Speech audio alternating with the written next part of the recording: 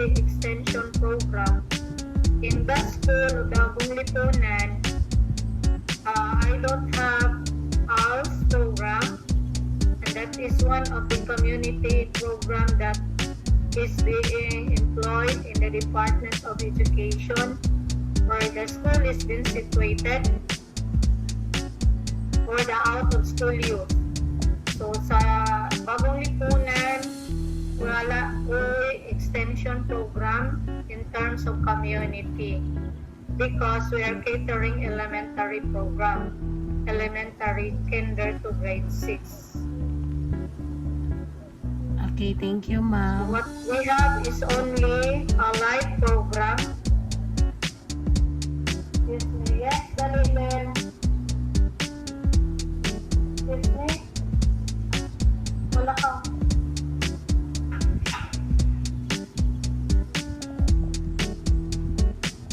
Pero, pila mo ka buok siya? Koan, ma'am, kanang 10 mi total. May tulog sa yun yung unang buhaton Basta po po maglibog po ninyo.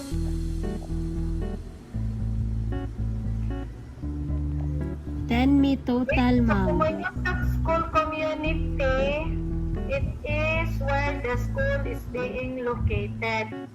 So here in Bagong Lipunan, we are located here near the SM City. Inside, with co-equal with Mabolo National High School.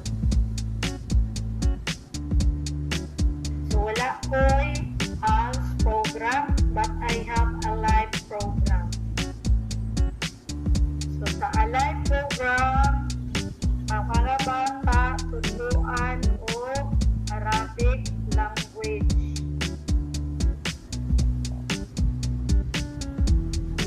Okay, thank you, ma'am. Kanang sa question number 2, ma'am.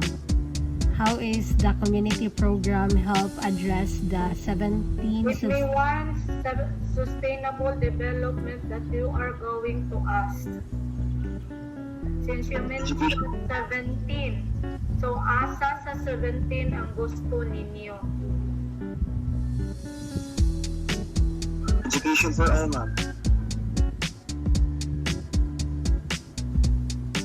Ha? So education for all mo na ay kuan ang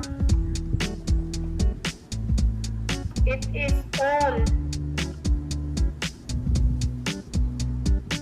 So free access dawat ni sa tanan bata na walay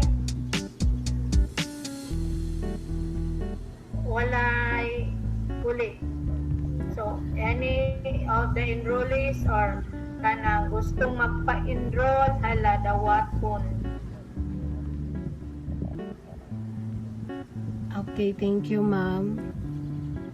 Next question, ma'am. Thank you, Number 3. ma'am. Number 3, ma'am. How the parents and community officials have helped the school improve the school performance?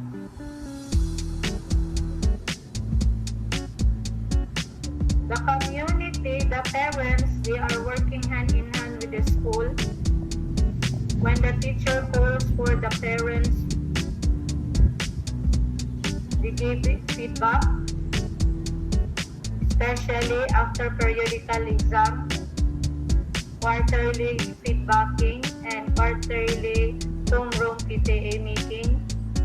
Then the community officials, they are also helping us through clean and green, disposal of garbage in school. Okay, ma'am. Thank you, ma'am. Okay, ma'am. For question number 4, ma'am, is what organizational leadership do you employ? Transformational and transactional. So when I talk about transformational, it will help the leaders like me to motivate the subordinates working with the program that is being employed in the school. So when I have the meeting, I encourage all the school personnel, teaching and non-teaching, to deploy and to employ whatever programs that may come, that there will be output at the end of the day.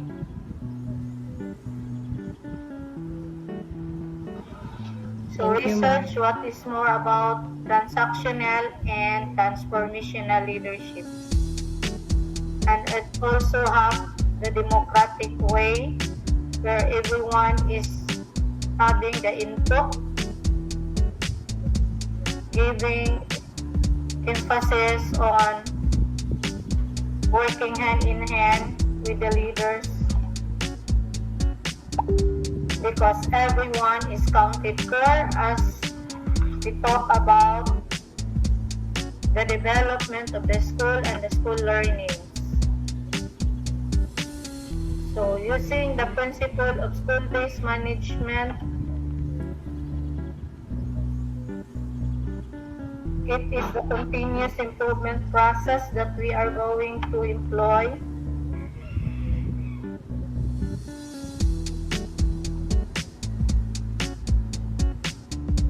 Because every now and then there is an improvement right after what we have seen, and making follow up for all the learnings of the learners. So making follow up, working hand in hand with the parents and the community. Since they are part of the stakeholder, they are part of the school ethos, so we need to have the direction being set to them, since it is a crucial in realizing our goals that can benefit for the learners. Best practices of the school that you would like to share and promote positive school culture: open communication from the higher ups going down to the list of the members of the school. So open communication is more important, and listening also to their needs.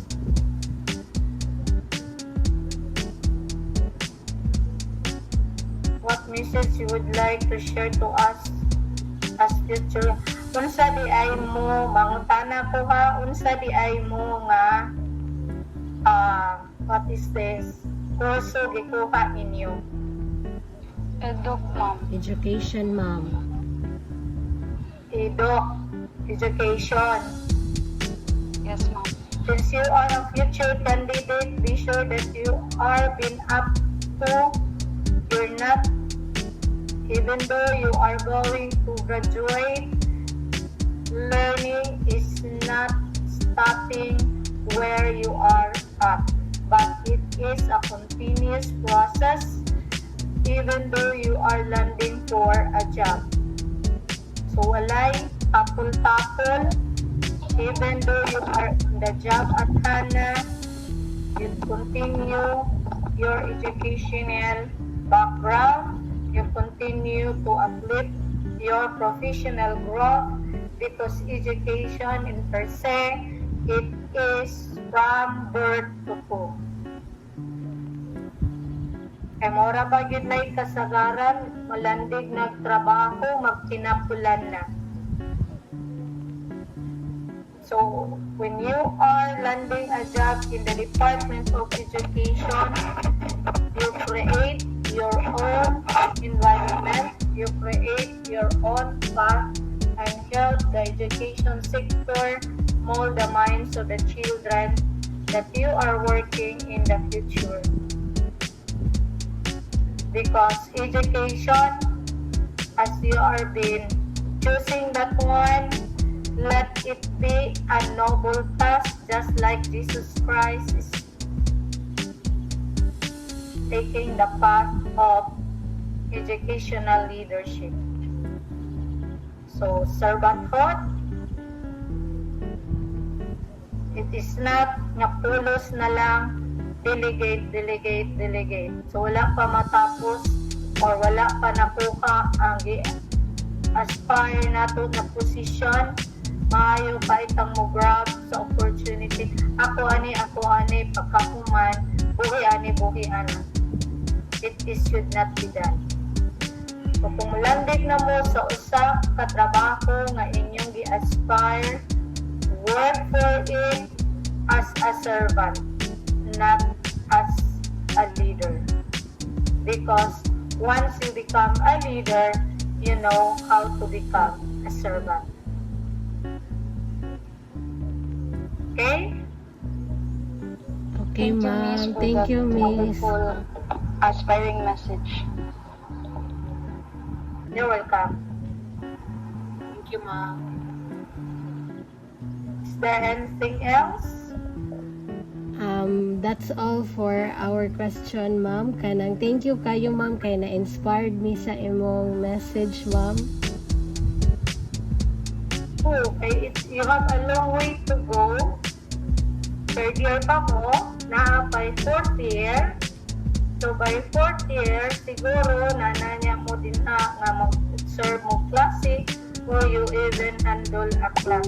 You have the outreach program or you have the out-campus program that you have, and then you're going to go to different school, observing and doing some classes. So be sure that once the time comes, you employ in yourself that you are, this is it. Ana na nga once na mo sa out-campus nga mag-observe na mo klase or mag-handle na mo klase, pasuwayo na mo, that is your OJT. So employ yourself, brace yourself that you are one of the best in the future. It's not the best na sitting idle, copying, then posting, then na. But you have to go beyond what is been necessary, go outside the box, and need more for the best of the learners. Okay? Yes, ma'am. Thank you for that. Thank you, ma'am. Yes, because I have a course to answer to. Thank you, ma'am. You're Thank you so welcome. much, ma'am. Thank you so much, ma'am. Okay, hope that I answer all the questions that you have. Yes, ma'am. So kung may nguntag SBM, I giving you the dictate order to widen your knowledge about it. Aron dili mo mga o kung sa gadi ay ng SBM. Okay, it is our mantra here that we have to develop the 6 aspects of the school management program that we are employing throughout the year. Then kolektahon pod na siya, naapod na siya.